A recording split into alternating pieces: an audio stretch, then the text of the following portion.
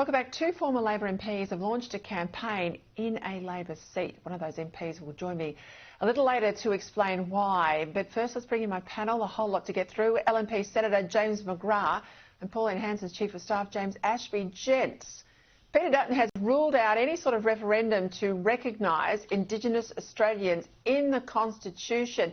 Now, this is pretty interesting, James McGrath. I didn't look at this byline in the budget. I'll go back and have a look at it tonight. But I reckon anything that smacks of a voice Mark II, even truth-telling, treaties, a whole box and dice, surely that's got to be dead now. And where's Labor on this?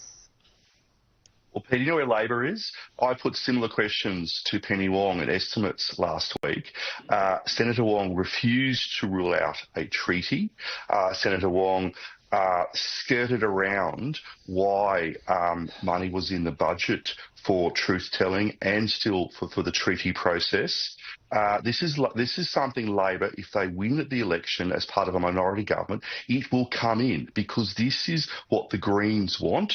You're not going to have a treaty or anything like that under the coalition, but under Labor and Greens, mark my words, treaty will be coming into the parliament.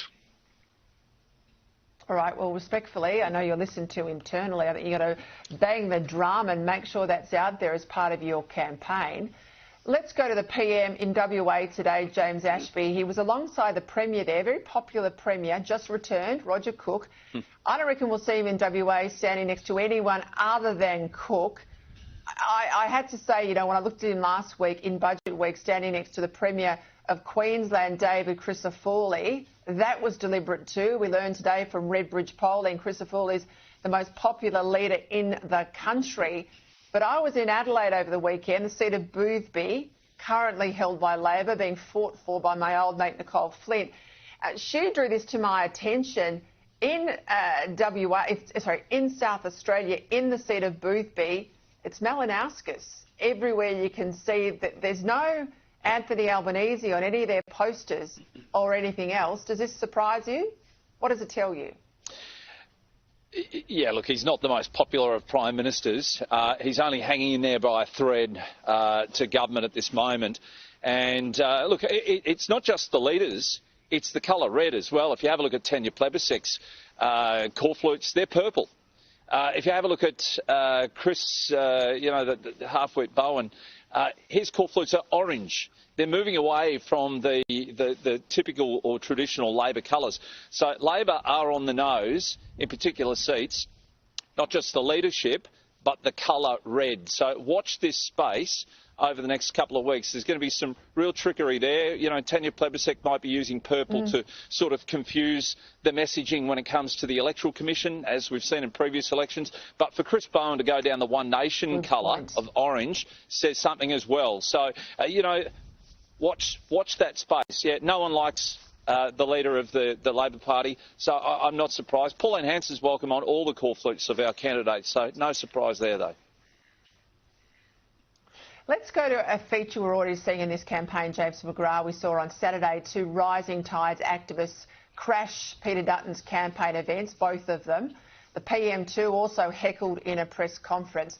I mean, I think this is dangerous to democracy. I think it'll radically change how our MPs, our leaders in particular, campaign. It'll make things much more controlled, won't it?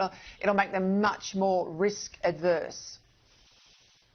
I agree. And while we should always support freedom of speech, these activists, it's not about freedom of speech for them. It is about suppressing the freedom of speech of the politicians and of normal Australians who want to speak to and listen to the politicians because they actually want to make an informed decision. I am very worried about the personal safety of my fellow colleagues. Look at Peter Dutton, who still, as Leader of the Opposition, following on from his time as a minister, still has very serious security because of the threats made to his life. And now we've got these people who want to come along. They're ratbags. In my view, they're un-Australian because they're selfish rats, and we should call them out. But we do not want politicians being locked up in some type of cocoon like you see in American presidential elections. It'll be bad for our democracy. Yeah. Look, this is why Nicole Flint left the parliament, but she's going to stare them down and have another go, and I hope as a close friend she gets there. we're also seeing the activists, particularly the pro-Palestinians, restart their campaigns, James Ashby.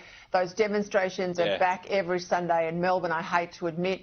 We've got Greens candidates really declaring their support for Palestine. We've got, obviously, this Muslim vote movement. I mean, I think this is a huge turning point for Australia, isn't it?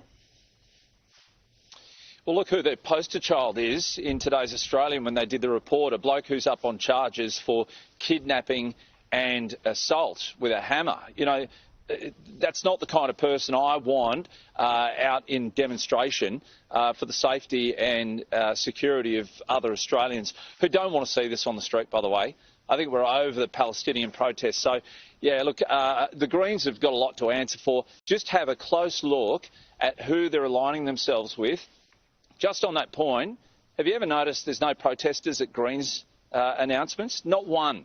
You know, so it's always the radical left that you've got to watch in this country, especially in this election campaign.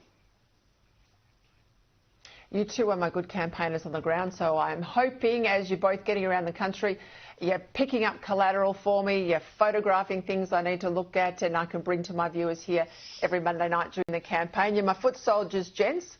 Look forward to whatever you might send my way. Good luck with the campaign.